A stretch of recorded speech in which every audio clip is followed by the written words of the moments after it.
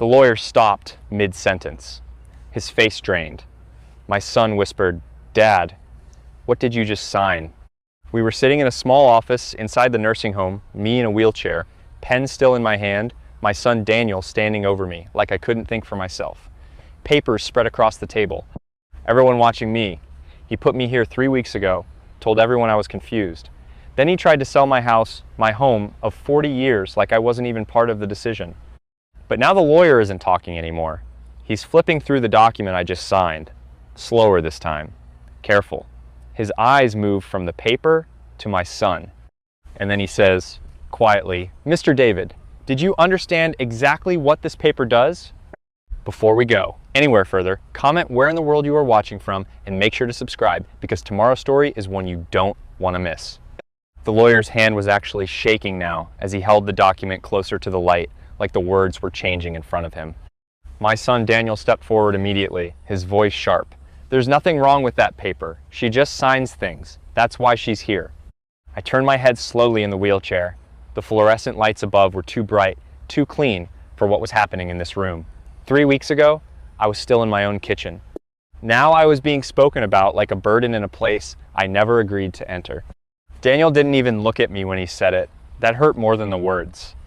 He had told everyone I was slipping, that I was forgetting things, that I needed temporary care. But I remember everything. Every signature, every conversation. Every time he said, "Don't worry, Mom, I'm handling it," the lawyer finally spoke again, quieter now.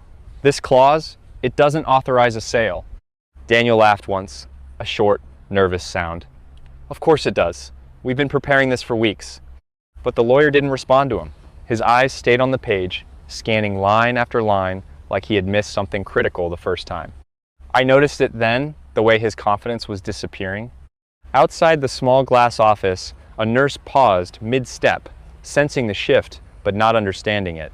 The room felt smaller now, heavier. The lawyer exhaled slowly, then looked directly at me for the first time since I signed. "Mrs. Ellis," he said carefully, "who explained this document to you before you signed it?" And before I could answer, Daniel cut in too fast, too loud. "She didn't need an explanation. She trusts me." The lawyer didn't even glance at him this time. He just lowered the paper slightly and said the words that changed the entire room. "Then we have a serious problem." The silence after those words didn't feel real, like the room forgot how to breathe. Daniel stepped closer to the desk, his voice tightening. "What do you mean a serious problem? She signed willingly. You saw it yourself." The lawyer didn't answer right away. Instead, he carefully placed the document flat on the table, aligning it like he was preparing evidence in a courtroom rather than an office inside a nursing home. I watched his hands, controlled, deliberate. That was never a good sign. This wasn't the first time I had seen that look on a professional's face. The difference now was this time, it was directed at my son. Daniel finally turned toward me. "Mom, tell him. You understand what you signed, right?" His voice softened, but only for show. That version of him was for witnesses, not for me. I looked at him, really looked. The same boy I raised alone after his father died, the same boy I worked double shifts for, and now he stood here, like I was a mistake he needed to correct. "Yes," I said simply. The lawyer's eyes lifted slightly at that, just a flicker of reaction. Daniel exhaled, relieved. "See? She's fine. This is exactly what I told you. She gets confused sometimes, but she's fine." But then the lawyer spoke again, quieter. "Confusion doesn't produce legal precision." That sentence hit harder than anything else in the room. A nurse near the door shifted uncomfortably. Someone outside the office stopped walking. It felt like more people were listening now. I noticed Daniel's jaw tighten. The lawyer flipped one page back, then another, slowly, like he was retracing something he suddenly didn't trust. And then he paused, right on a single paragraph. His expression changed, not confusion anymore, but recognition. "Mr. Ellis," he said, not looking up, "who gave you authority over your mother's property before today?" Daniel didn't answer immediately. That delay, just a few seconds, was enough. The lawyer's pen clicked once against the table, and then he said, almost to himself, "That's not what this file says at all." Daniel's smile didn't just fade, it collapsed in real time. "That file is wrong," he said quickly, stepping between me and the lawyer, like he could physically block the truth from coming out.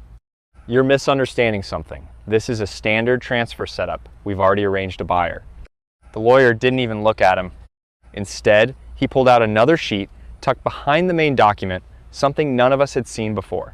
It was folded, older, marked with official stamps. The room shifted instantly. Daniel noticed it too. His voice sharpened. "What is that?" The lawyer hesitated just long enough to make it worse. "This was filed before your mother entered the nursing facility." I felt Daniel freeze behind me. For the first time, he wasn't controlling the room anymore. The lawyer continued carefully, choosing every word. "It indicates that any sale of Mrs. Ellis's property requires independent verification of capacity, outside of family influence." Daniel let out a short laugh, but it sounded forced now. "Capacity? She's sitting right there. She signed everything." I stayed quiet, because something in the lawyer's tone had already told me this wasn't about what I signed today. It was about what I had signed weeks ago. Daniel leaned down slightly toward me, his voice low now, dangerous. "Mom, just tell them you understand. End this."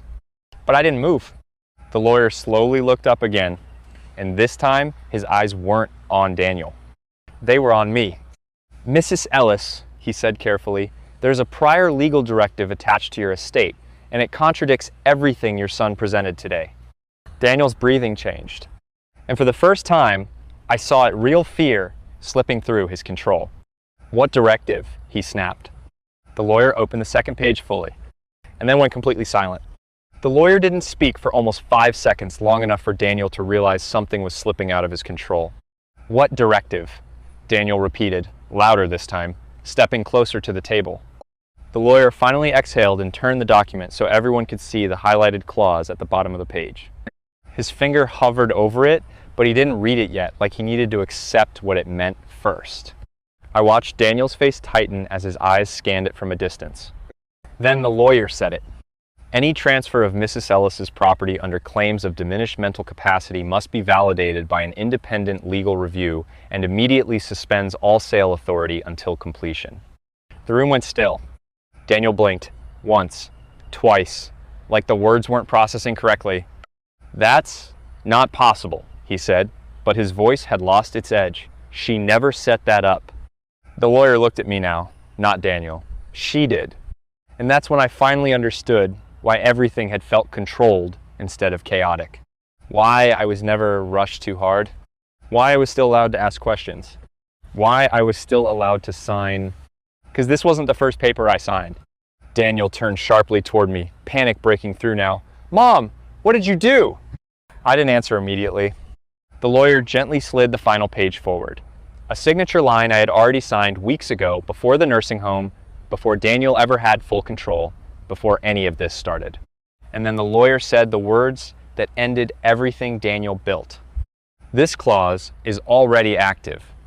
The color drained from Daniel's face so fast it looked unreal, like the room had taken something from him in one breath. The lawyer closed the folders slowly, almost carefully, like it suddenly mattered more than anything else in the room. "This clause is already active," the lawyer repeated, clearer this time. He turned the document so everyone could see the sealed prior authorization, my signature from weeks ago, verified, witnessed, and legally binding. I finally spoke, calm, steady.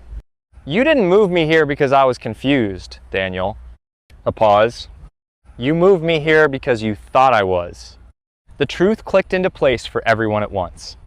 Daniel had tried to claim diminished capacity. He had initiated the sale using that claim. But my prior legal directive automatically invalidated any transaction built on that assumption. The house was never his to sell. Daniel stepped back like the chair had burned him. No, that's not." His voice cracked mid-sentence. For the first time, he looked like the boy I once knew instead of the man he became. I didn't raise my voice. I didn't need to. "I trusted you," I said simply. And that was worse than anger. The lawyer stood, already shifting into formal tone. "I'm obligated to report this attempt as potential financial coercion." That changed everything. The sale was immediately frozen. The nursing home arrangement came under review. Daniel's access to my finances was suspended pending investigation. And every document he pushed forward was now evidence, not authority. People outside the room began moving faster. Phones were being called, doors opening. Daniel wasn't in control anymore. He was being documented. Later that afternoon, I left the nursing home in a wheelchair I no longer felt trapped in. No guards, no signatures demanded, no explanations owed, just me. And when I looked back at Daniel standing in the glass doorway, watching everything he tried to take fall apart, I didn't smile this time to hide anything. I smiled because I had already won before he even realized he was playing.